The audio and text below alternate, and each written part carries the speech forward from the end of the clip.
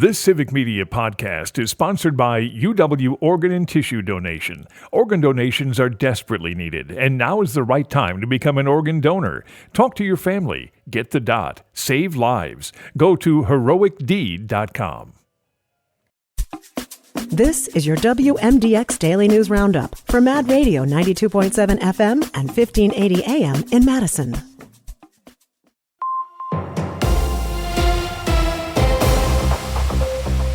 For 92.7 WMDX News, I'm Savannah Tomei Olson. Wisconsin's new legislature has been sworn in. They took their oaths yesterday at the state capitol. There are 23 new Democrats and 8 new Republicans. This is the 107th legislative session. Among their top priorities will be the state budget. Governor Tony Evers will release his plan next month. But there's still a Republican majority, so they have to come to an agreement with the governor on that plan. That means we have months of negotiation ahead of us. Now, the budget process impacts our everyday lives as Wisconsinites, as lawmakers make funding decisions about schools, infrastructure, healthcare, and the environment. Meanwhile, advocates are hoping the new legislature addresses gun safety in Wisconsin, especially after the Abundant Life school shooting. While Wisconsin Attorney General Josh Kaul has called for a holistic approach, gun violence prevention advocates say prevention starts with stronger gun laws. Lindsay Nichols with the Giffords Law Center to Prevent Gun Violence says the state could require universal background checks for gun purchases or raise the age for gun possession. We know that some of these shooters are young people themselves, and there are plenty of policies, for example, to keep guns out of the hands of youth. These are laws that some states have passed and some haven't. So we need action from our lawmakers to prevent and protect our kids. Now, many states have red flag laws where families, victims, or authorities can go to court for what's essentially like an emergency restraining order when someone is deemed a danger to themselves or others, where a judge can order someone to temporarily give up their firearms. Now, in California, they invoked their red flag law when authorities found a man who said he had been communicating with the Abundant Life shooter and planning tandem attacks. Wisconsin also doesn't have any laws that require guns be stored in a certain way, like in a lockbox or separate from ammunition. And Wisconsin, unlike 20 other states in the union, has no way for voters to propose new laws or referenda on the ballot. We've seen these laws come into play across the country, most often when voters have been approving abortion rights after the fall of Roe v. Wade. While Governor Tony Evers wants Wisconsinites to have those same opportunities. Lisa Hale has more. Wisconsin Governor Tony Evers wants to give residents more say in creating laws. Evers announced his intention to include a mandate in the new state budget that would require state legislators to consider a constitutional amendment allowing voters to petition for ballot proposals.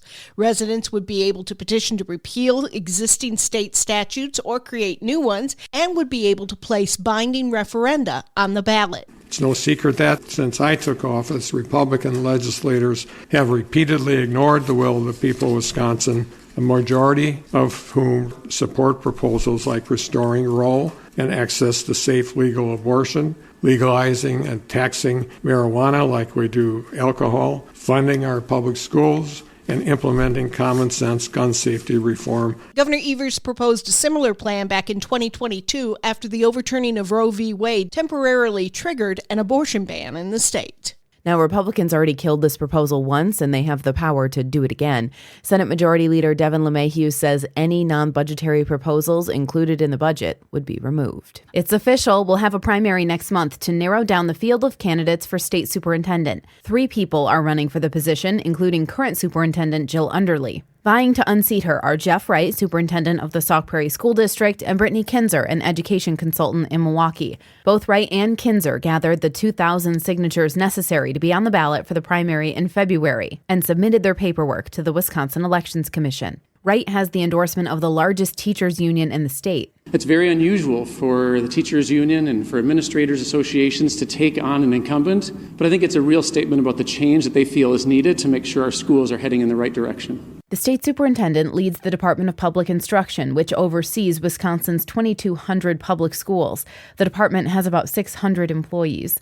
On February 18th, voters will narrow it down to 2 candidates in the primary and then choose the next superintendent April 1st. Staff at Group Health Cooperative are working on unionizing. They've filed paperwork with the National Labor Relations Board to have a union election. Lawyers for the potential union say right now 229 employees would be eligible to vote, but GHC is pushing to get that number up to 475. The union would represent staff at 7 GHC clinics. And after holiday gatherings, it might feel like everybody you know is sick. Our family, our neighbors. I'm seeing tons of people on social media. Well, pharmacists say when the time comes to treat that winter bug, make sure you're not improperly mixing medications. Brittany Merlot reports. Got that common winter cold coming on? You should know that there are common mistakes happening when people pick up over-the-counter medicines. Patients at times may not read the labels or know what the active ingredients are in each medication. That's Stetson Petrikis, an Aspirus Pharmacy resident. He said that sometimes people are taking 2 different products with the same ingredients in them, which doubles the dose and may increase side effects. Say if you have a cough, if you've been trying to treat it over the counter and it's been about a week and then the cough gets worse, let your provider know. He says read the label and make sure it's not a combination product. And of course, if you have any medication questions, ask a pharmacist. I'm Savannah Tomei Olson. You're listening to 92.7 WMDX News. The Bucks win in Toronto. Hi, I'm Mike Clemens with sports. The Bucks dominated the Raptors, 128-104. Giannis Antetokounmpo needed stitches after cutting his right hand on the rim, then finished the night with 11 points, 13 assists, and 12 rebounds, his 4th triple-double of the season. Doc Rivers. He didn't want to come out because he felt like he could finish, but it kept bleeding. It definitely was affecting him. You could see it really hurt his ball handling a little bit. I got to tell you, he set a tone, started the game with his passing. That, it's funny, we were talking about how well he passed, but I thought that just set the whole tone to our team. And when your best player does that, it becomes contagious. College basketball, the Badgers with a Big Ten Conference win. On the road, 75-63 over Rutgers. John Blackwell had 21 points. NFL, Packers wide receiver Christian Watson suffering a season-ending torn ACL. The Packers face the Eagles Sunday in the playoffs after losing to the Bears. Every game is a new game, every week a new week. It's all about your preparation, energy, and, the mindset that you have going into the next week. So, we got to just fix the mindset. 24 hours, this game over with. So, we got to prepare for next week. That's Packers wide receiver Jaden Reed. With sports, I'm Mike Clemens.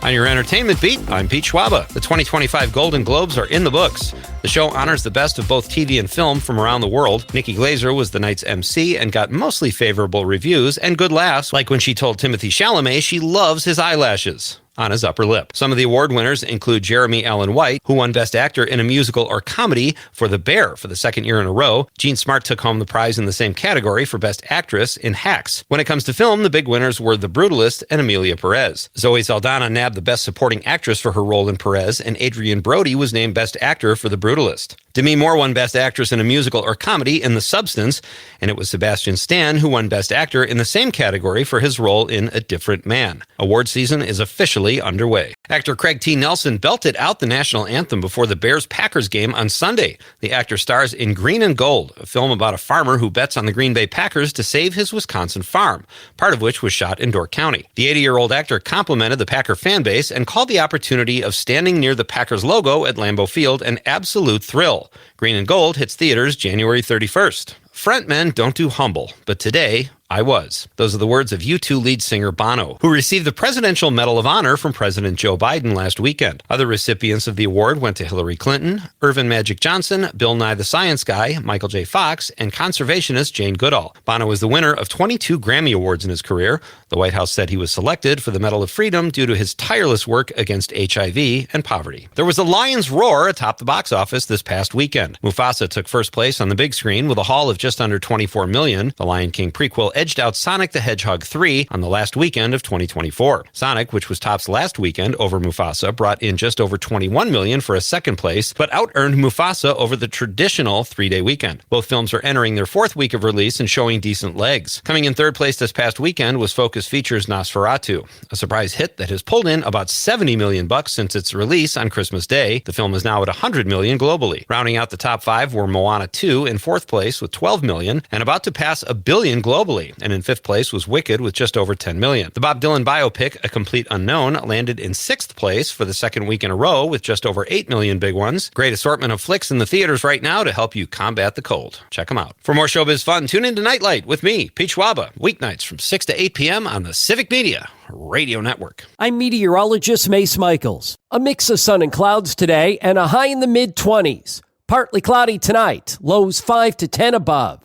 And mostly cloudy for tomorrow, maybe a flurry or two, and a high in the mid-20s. Mostly sunny in mid-20s Thursday, some flurries late. Right now, we're at 11. That's your WMDX Daily News Roundup from Civic Media. Subscribe to this podcast on Spotify, Apple, or wherever you find your podcasts. Find more news at mad.radio. The national news cycle never stops, but it can be hard to find news about your local community. Civic Media is dedicated to providing quality local and state news coverage across Wisconsin. With the Civic Media app, you can get notifications about local stories that matter to you and your community. Find the free Civic Media app in your phone's app store and choose notifications from the menu to tell us what kind of news you want to hear about.